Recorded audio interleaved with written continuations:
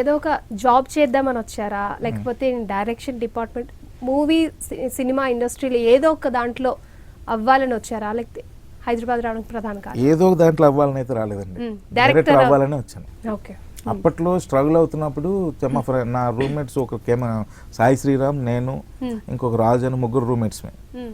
రాజు ఏమో editor, Sai Sriram camera department, నేనేమో direction department. So ఇవి కెమెరా డిపార్ట్మెంట్, ఎడిటింగ్ డిపార్ట్మెంట్ ఏంటంటే వాళ్ళ అసిస్టెంట్కి వెళ్ళేటప్పుడు రోజు భత్తా ఏదో వస్తుంది, అంటే అట్లీస్ట్ సాయంత్రం అపోజిట్ షూటింగ్ ఉంటే ఓ 500 ఎంత జోబులో ఉంటుంది.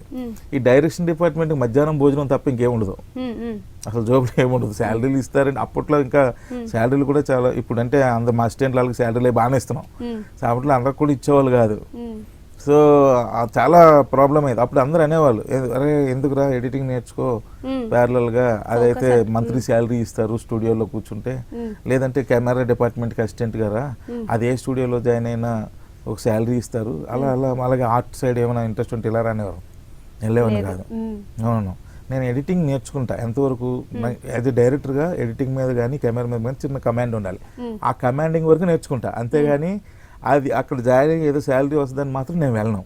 నేను మాత్రం డైరెక్షనే. ఎందుకంటే నాకు ఇంకొక అడ్వాంటేజ్ అంటే నేను స్క్రిప్ట్ రైటింగ్ బాగా చేసేసేవాడిని.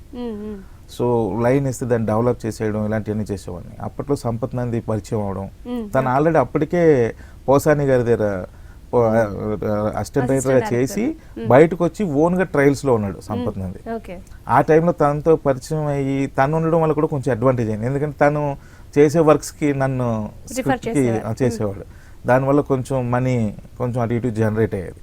సో పైగా అది నాకు ఇంట్రెస్టింగ్ వర్క్ కాబట్టి రైటింగ్ అన్నది ఫుల్ ఫోకస్ ఉండేది. సో అలాగా మేనేజ్ చేసుకుంటూ అలా వచ్చా ఏదో కష్టపడి. నిత్య నూతన విజ్ఞానంతో ప్రపంచానికే మార్గదర్శిగా నిలిచిన వేదభూమి ఇది నాటి భారతం. సనాతన ధర్మం, ఆచార సంప్రదాయాలపై దాడులు ఇది నేటి భారతం. స్వార్థ రాజకీయాలు, విదేశీ కుట్రలతో భరత జాతిని నిర్వీర్యం చేస్తున్న దుష్ట శక్తులపై గళమెత్తాలని మీరనుకుంటున్నారా? కానీ ఒక్కడినే ఏం చేయగలననే నిర్వేదంలో ఉన్నారా? అయితే రండి, దేశం కోసం, ధర్మం కోసం ఆవిర్భవించిన ఏకైక న్యూస్ ఛానల్ భారత్ టుడేతో జతకలవండి. ఆరోగ్యాన్ని హరించే, సమాజాన్ని తప్పుదారి పట్టించే చిల్లర ప్రకటనలకు ఎన్నడూ తల వంచని మన భారత్ టుడే ఛానల్లో ప్రసారమయ్యే కార్యక్రమాలకు సహసమర్పకులుగా ఉండండి. కేవలం సంవత్సరానికి 1000 రూపాయలను నెఫ్ట్ లేదా నెట్ బ్యాంకింగ్ లేదా చెక్ ద్వారా SBI Sahasra television private limited account number 3805582171 IFSC SBIN 0004155 కు పంపి ధర్మరక్షణలో భాగస్వాములు కండి. మీ చెల్లింపు వివరాలను 9133311266 నంబర్కు వాట్సాప్ చేయండి.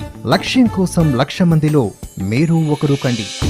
ధర్మ రక్షణ మన ధ్యేయం, దేశ రక్షణే మన లక్ష్యం.